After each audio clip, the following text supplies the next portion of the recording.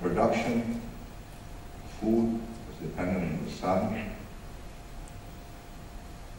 and population was then controlled because that was the maximum you could produce. But then came the Industrial Revolution. They went into coal, steam, machine age, and they broke through. Then the population grew, and people traveled the world. Then they found oil, and so that's more powerful. So they built better ships with oil. So you can read all these progressive improvements. Daniel Gergen's book about energy and oil. But we have, I believe, reaching the limits of what this planet can hold. We have to accept we are all on this, we are all passengers on this one planet. And if we don't reduce this consumption of carbon energy, we are in serious trouble.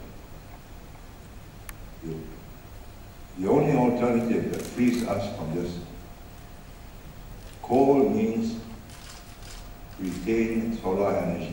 Oil is also retains solar energy. Nuclear, what causes the sun to go around. So I was hoping this collider in Switzerland will produce some results and we see how we can now have technology that will free us from this need to depend on the sun for energy. But you know what happened after 4 days? They shut it down and got away. So I think there's a limit to what man's ingenuity can do. So let's just control our consumption. Keep it down. Try and keep population down. There are limits to go. Let's live comfortably within the limits that this world can sustain. Now over to you. Thank you, Mr. Mekto. Now we open the floor to your comments and questions. Anybody would like to take the first shot? Yes, sir. The microphone will come to you. Thank you, Minister Venture, for joining us this afternoon. I'm Robert Dixon from the World Bank Group. Question for you, maybe some advice. China, the United States, India, responsible for about half the world's greenhouse gas emissions. We've been negotiating climate change agreements for almost 20 years.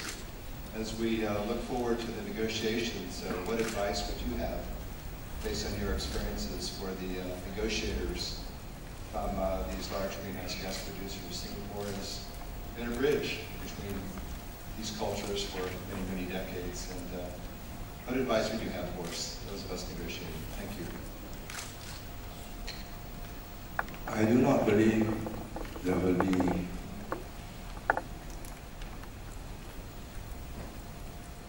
sort of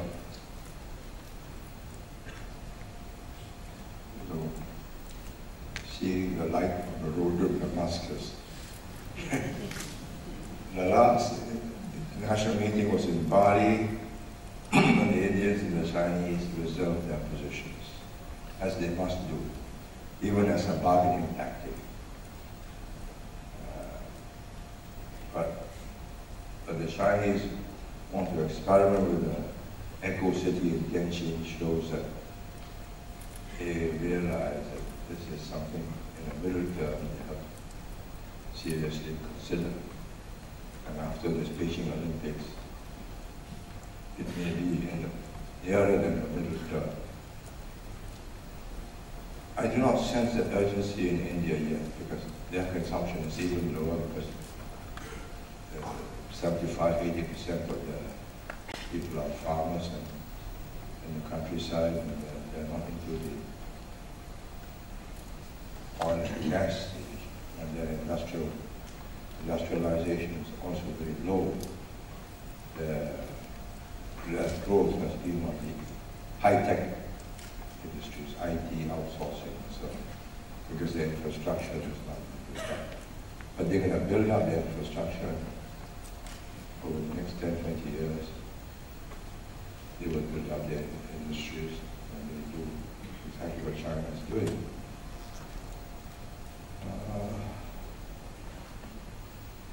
I think there'll have to be a series of meetings, each time reluctantly they'll be dragged into committing themselves to targets which they hope will not be too high for them, and maybe they will exceed, and they'll be reviewed for fine or whatever it is, and it'll go on.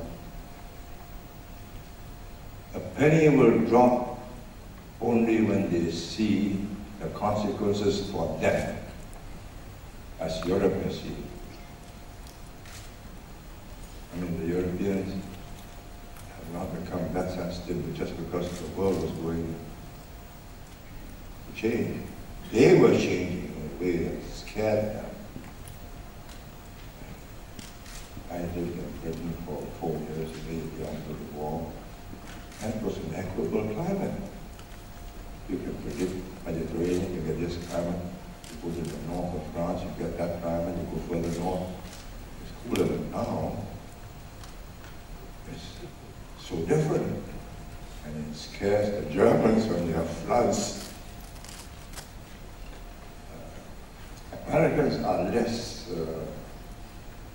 panicked because they've always had tornadoes, hurricanes, so on. And we declared a disaster area and enormous resources. The insurance companies pay out. You buy a new home. And now the insurance premiums are going up in some parts of the country. I think the insurance will not be available. Then slowly, gradually, they will also feel the spurs to do something about it, I hope. It's a slow process. If it can happen within 20 years, we'll be lucky. Today, in the afternoon, Mr. McCall, many of the participants lamented the lack of political will among the leadership in many countries to deal with this problem. So it is something that we will really work on. Any other question? Yes, sir. Microphone, please.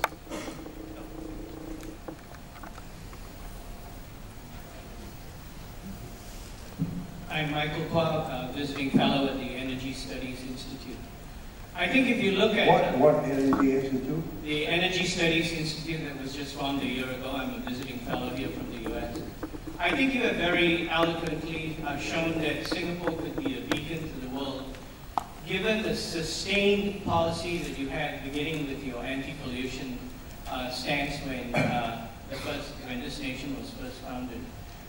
The whole issue with the US is the fact that consistency in energy policy somewhat varies from administration to administration.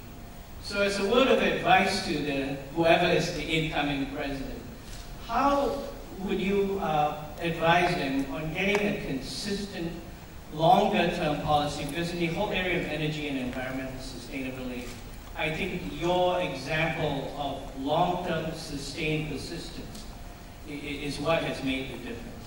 Thank you. I think the next question is got a bag full of very urgent problems. Climate change is something way beyond the horizon for him. So I do not believe he'll be very excited if you tell him that this is to be our